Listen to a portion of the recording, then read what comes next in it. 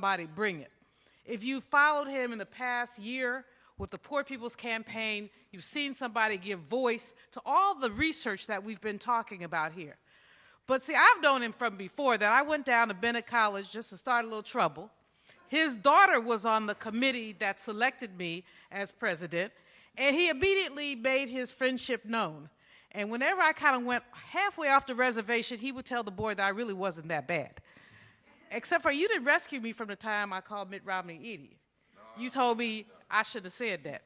But in any case, what he brings to every table is a social and economic justice perspective. He talks about race, but for him it's not really about race. His co-chair of the Poor People's Campaign is Reverend Liz Theo-Harris, a white woman who is doing the work as well.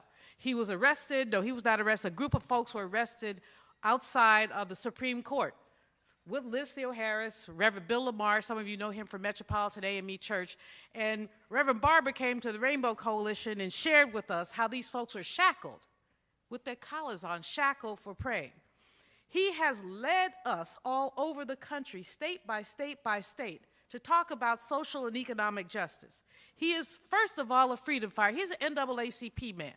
Started with the NAACP when he was just a teenager with the youth division, but continued it, was one of the most powerful NAACP presidents, the chair of the North Carolina NAACP, and served on the national board. In that capacity, really tried to move the association awake, might we say, move it woke. Was very successful with that. He truly believes in all of the intersectionality things that we've heard people talk about this afternoon, and it comes up and it comes up and it comes up in his work. His organization, Repairers of the Breach, talks about the promise that America broke consistently with black folks and working folks and women and poor folks and all of that. You know, I could say so much more about him, but I'm not. I will say that he is fierce, that he is focused, but the most important thing that I can tell you about Reverend William Barber, other than the fact that he's funny, is that he is truly a man of faith. There ain't nothing in this for him but God. He does this because he is spirit-led, spirit-focused, and really one of the most powerful advocates we have. Someone asked me yesterday, how would you describe Reverend Barber as a speaker? I said, well, here you have a cross between Dr. Martin Luther King Jr. and the Reverend Jesse Jackson. That's who he is, not only in terms of his speaking style, but also in terms of his spirit. And then most of all, he's my friend. He's my friend. I love him dearly, admire him completely, and cannot wait to hear him, not only now, but also later this evening. He's going to talk to us a little briefly, and then he's going to talk to us more extensively at our later reception. So if you haven't paid, somebody in here will take your money. Somebody here take their money? Theo will take your money. Okay, Reverend Barber. Oh, wow, thank you.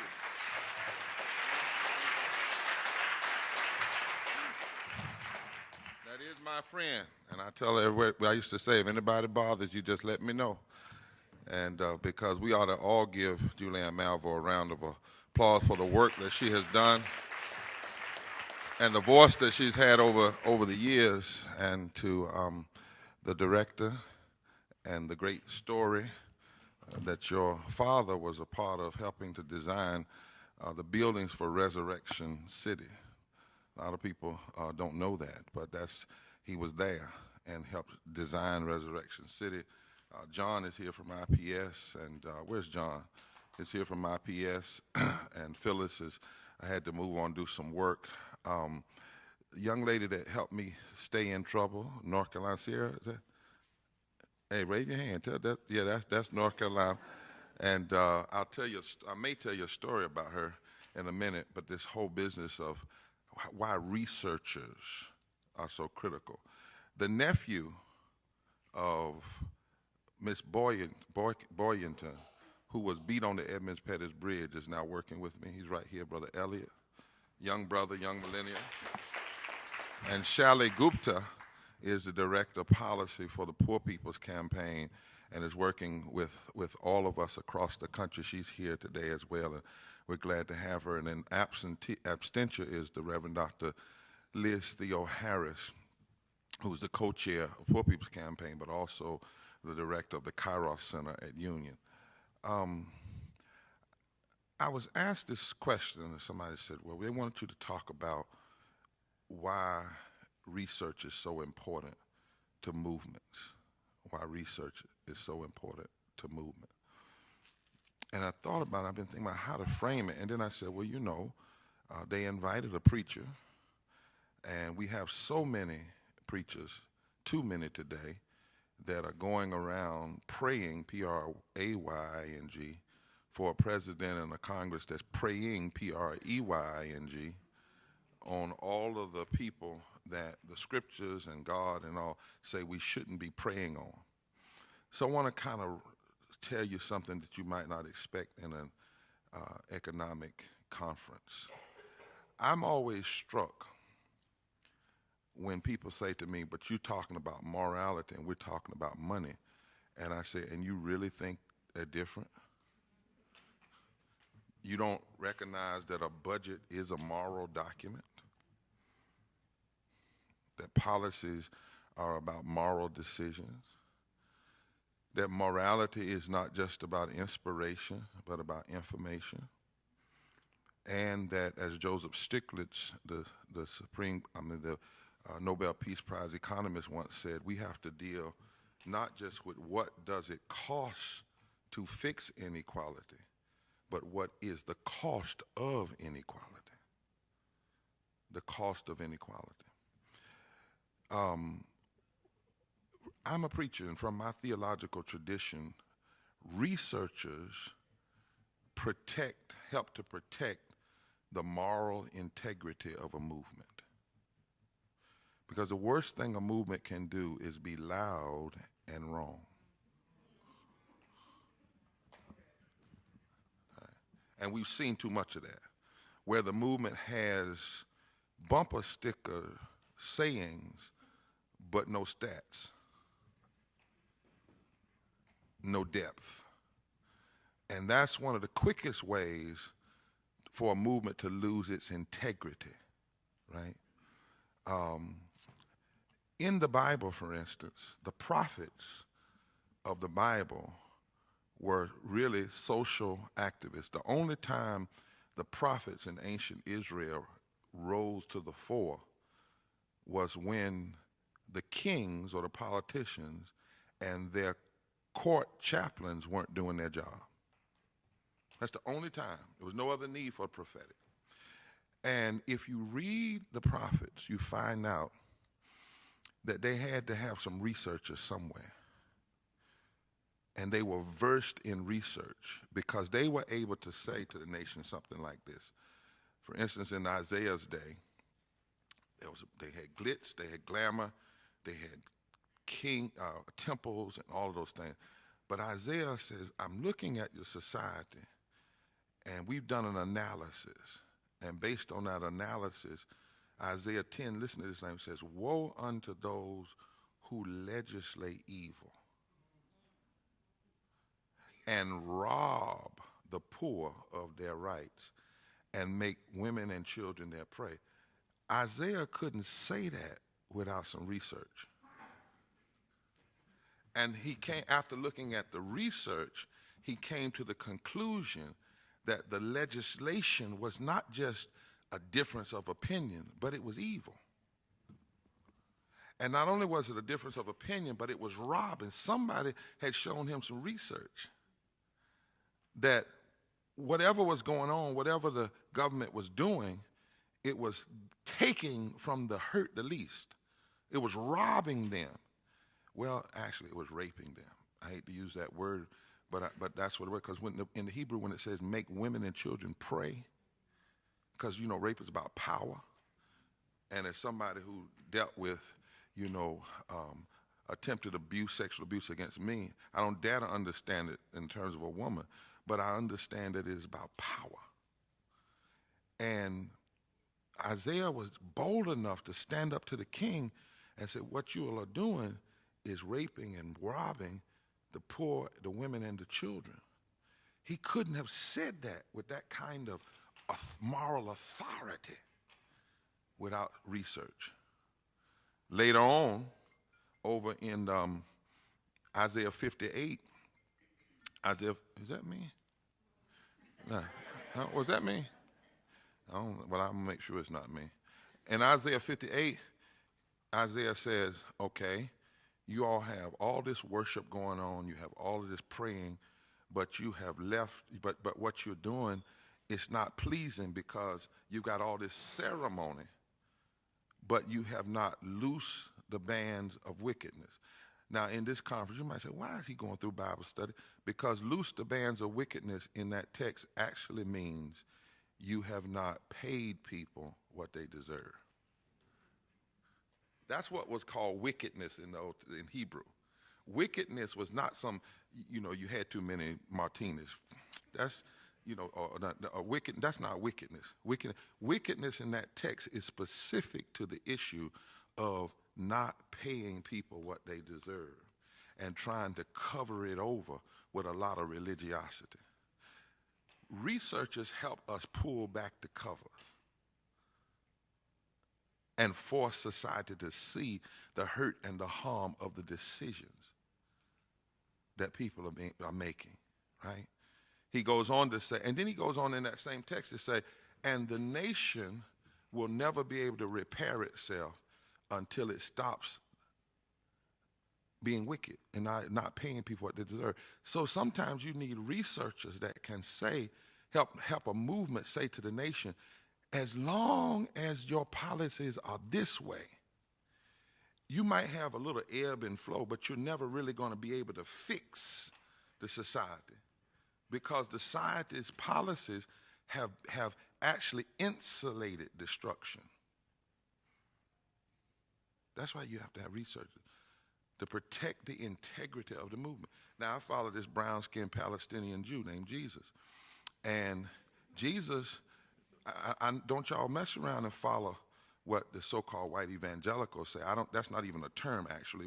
A lot of these terms, too, another reason you need researchers is to help people stop using terms that you shouldn't be using anyway, like left versus right.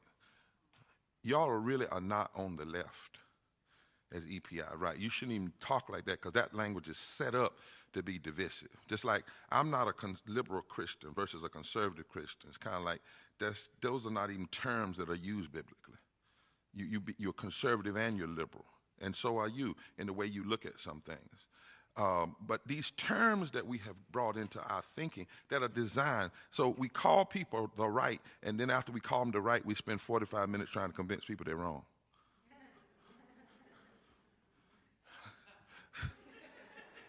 And we use language that comes from the 17th century during the French Revolution, when the left were those who didn't want the monarchy and the right wanted the monarchy. And we're actually transposing language that doesn't even fit. In fact, it's too puny, it's too weak, it's too hollow to deal with the realities of now. So you need researchers that can use facts, figures, empirical data to help change how we even talk about the anecdotal realities. Right? So I go back to Jesus, who I follow. Jesus was very keen on social policy. His first sermon went like this. Woe unto those, the Spirit of the Lord is upon me, for he hath anointed me to preach good news to the poor. Right? The poor. Now, the researchers would have told Jesus in that day that Rome favored the 1% and disregarded the 99%. That Rome had classes of people. One group of people was called the humiliadors, the humiliated ones, and the other was called the honoristes, which is the honored ones. And the honored ones controlled the politics, and they wanted all the tax cuts. They wanted the law to favor them, and they expressed their grandeur in the way in which they had their entourages come through the city, and they boasted on their entourages, their dress, and their education. And it was into that world that Jesus comes and says, no, this is wrong. This is not the way it should be. This may be Caesar's way, but Caesar is a egotistical, narcissistic builder.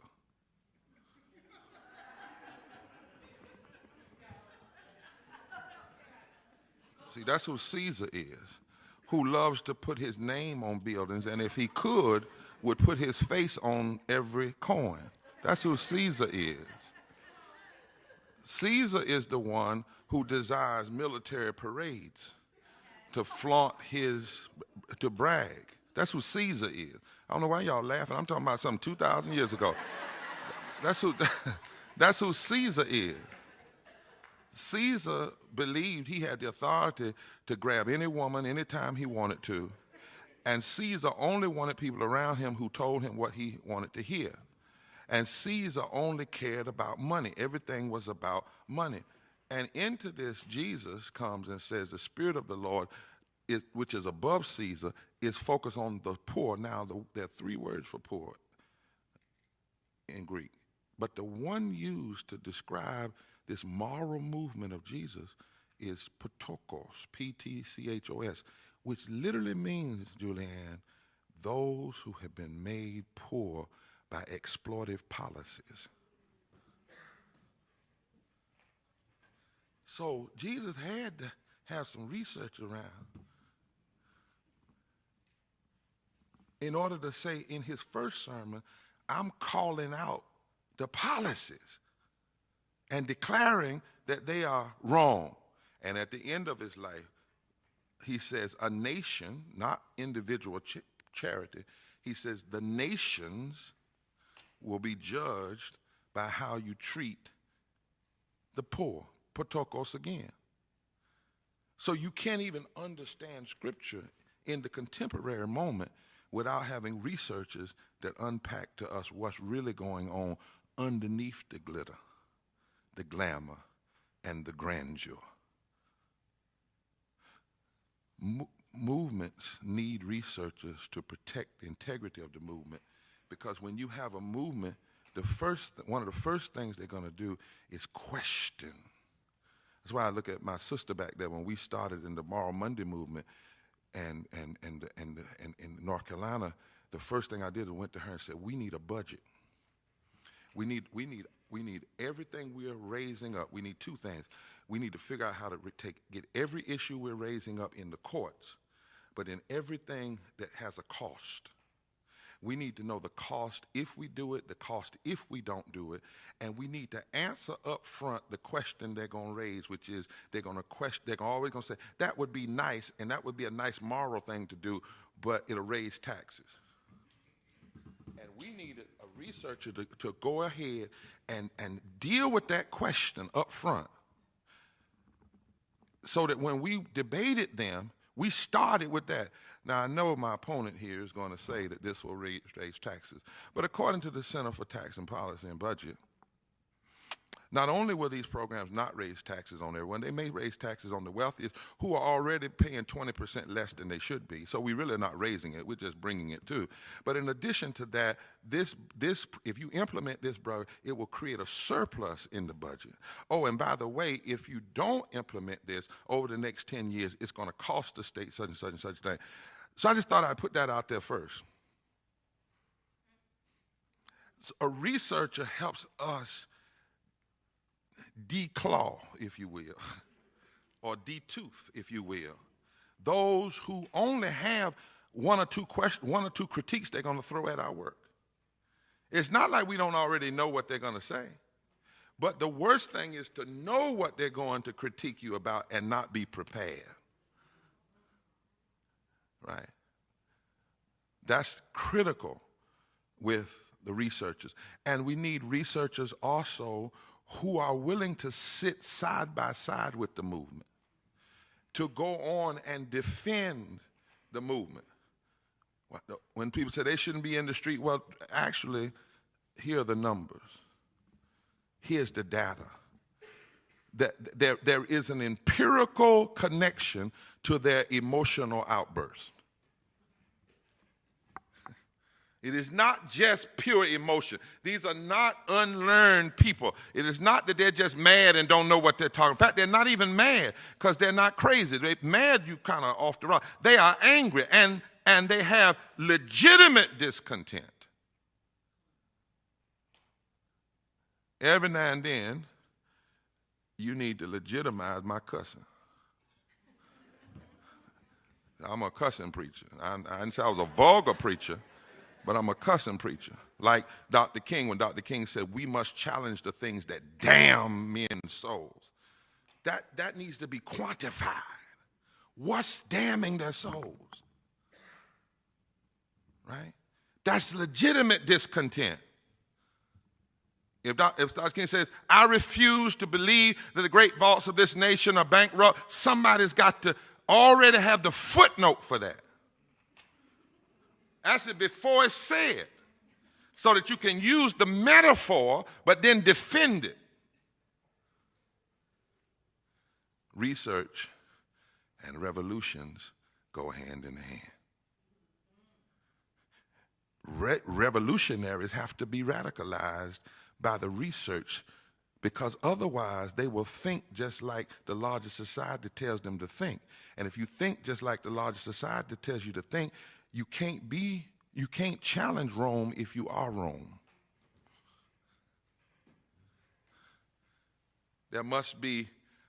All we hear, for instance, all the time is, if you do something such that, it's going to raise taxes. After a while, you can begin to think that and believe that, and you need a retooling, a retutoring. Because we get so brainwashed, right, by what's thrown out. Secondly, researchers, third or fourth, whatever, researchers provide connections for unity. Now, right now in the Poor People's Campaign, we are saying that Dr. King said there were 3 areas I'm going to talk more about tonight. Systemic racism. He said racism, militarism, and poverty. He said they were triune evils. Triune evils. We're saying today there are 5 diseases, 5 can be fatal diseases that are impacting this democracy. And it's not about left versus right, it's about right versus wrong. Systemic racism, and by that we are not talking about when Roseanne Barr says something stupid.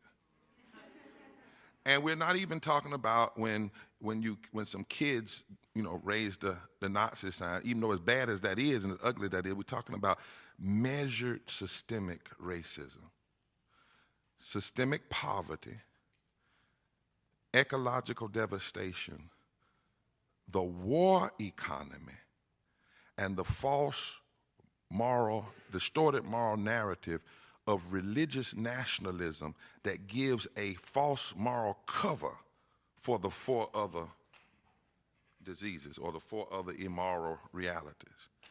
And what our movement is saying is that we have to have researchers that can connect all 5 of them or understand you cannot talk about economic advancement, living wages, and lifting the poor if you don't deal with the systemic racism, for instance, of voter suppression.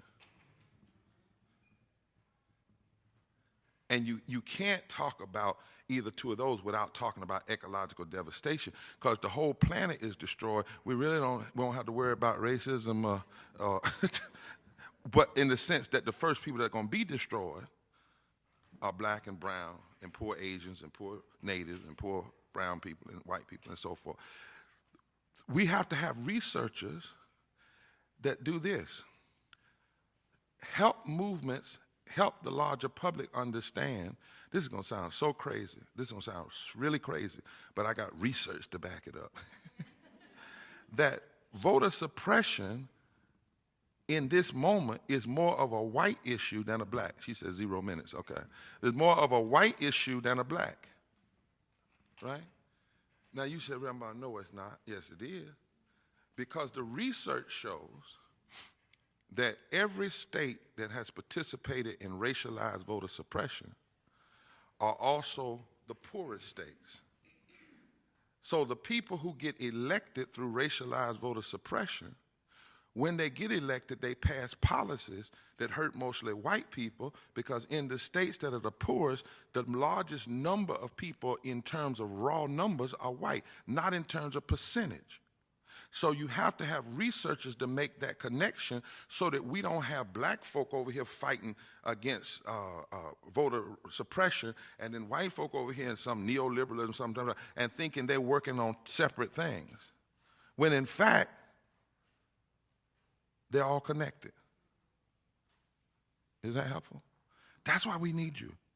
Because we're losing too often because we're siloed. And I used to write National Geographics. And every time a predator wanted to kill something, the first goal is to separate the prey from the others. That's why the elephants, when the lions come around them, they all circle.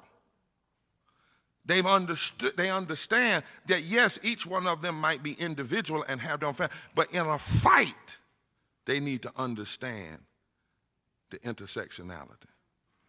And researchers, and we need that help even with the Poor People's Camp now, with this group, and with working with IPS, and we need the Economic Policy Institute. We've got 41 groups across the country now, 41 states. You all have the same thing.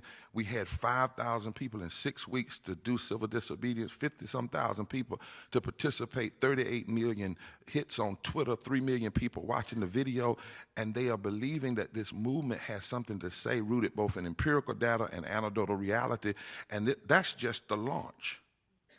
That was just the launch. 38 million Twitter hits was just the launch, right? And people are ready for a grown-up, researched movement that can handle dealing with race and poverty and ecological devastation and the war economy all in the same space, and can use that kind of power and research to register people for the movement who vote. Not just people who vote, but for the movement who vote, and build out a long-term strategy using much of what you all have done all your life. And then lastly, research helps us to penetrate the distortions and also to focus our work. Now, I just want to, I'm not anti the North. I want y'all to hear that. I'm not anti the North, Julian. But I'm trying to say to everybody I can in this country, and I've dedicated my life, I just decided from here on, I'm going south. Because you can tinker around all you want to until we change the South. And until we build the coalitions of white and black and brown and Latino and Asian and poor folk in the South and raise up this movement that also votes, until we do that, you're not really going to be able to shift the political calculus in this country. And we're right here. I've been talking about it for 11 years, in the midst of the birthing pains of a third Reconstruction. It's right here. It's right here. But we cannot wait till the election season to do it. It has to be done year-round. It has to be done multi-year. I don't know if you've done this research lately. I promise it's last sentence, because she's looking at me like, I just want you to hold this. I may mention them again. If I do, when I'm telling you in the churches, y'all say amen the second time. I may mention them again. But I want you to give you these numbers. Write this down. You research. 170.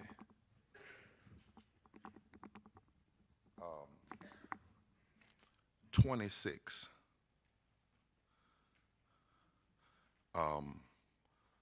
31%.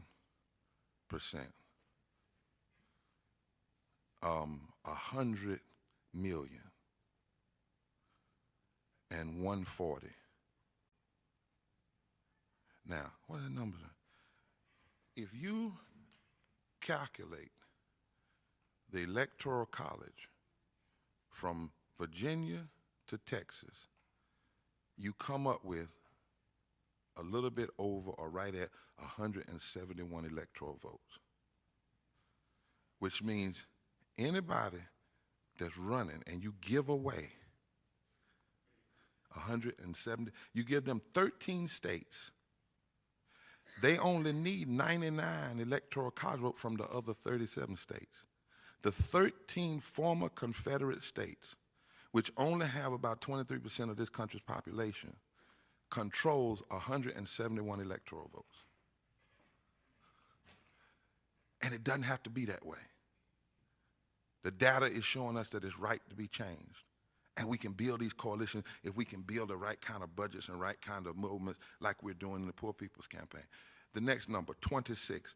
That's the number of United States Senate seats you can control by just controlling the 13, which means you only need 25 from the other 37 states. You don't even have to win 2 of every state to control the United States Senate. 31 is the percent of the U.S. House of Representatives. All you got to do is control from Virginia to Texas, and you control 31% of the United States House of Representatives, which means you only need 20% from the other 37 states. 100 million, that's the number of people that didn't vote in the last election before this mid-year. 100 million people. And 140 is the number of poor and low-wealth people in this country, not 37. 140 million, according to the Souls of Poor Folk piece that we've done. The 140 million poor people, and a majority of them are in the South, are the key to the transformation of our politics. But the only way to do it is to get your research and IP research connected to a movement that dares to go in eastern Kentucky as well as the Delta of Mississippi. And I leave here today, I'm headed to Mississippi. All of these close elections are a sign that we're right at the tipping point. Hear me? And if there's ever been a time that policy groups ought to see themselves as movement policy groups, and if there's ever been a time that we ought to go south and shift the political calculus in this nation for the next 20 years, 30 years, 40 years, and beyond, it is, in fact, right now. Right now. Because we can't believe the talking heads who haven't done the research, that don't know if you register 30% of the unregistered black voters in the South and you connect them with progressive whites and Latinos, you can flip about 5 southern states right now: Virginia, North Carolina, Florida, Georgia, and Mississippi, and perhaps, and Texas, and maybe even South Carolina. That's what the research says. That's not what the talking heads say, because the corporate media doesn't want them to talk about that. Right? But a movement connected to the right researchers can do this, must do this, has to do this. And it is our moment. It is our moment. And I believe that with everything inside of me. Give us the numbers. Give us the budgets. Give us the footnotes. And we will change this nation.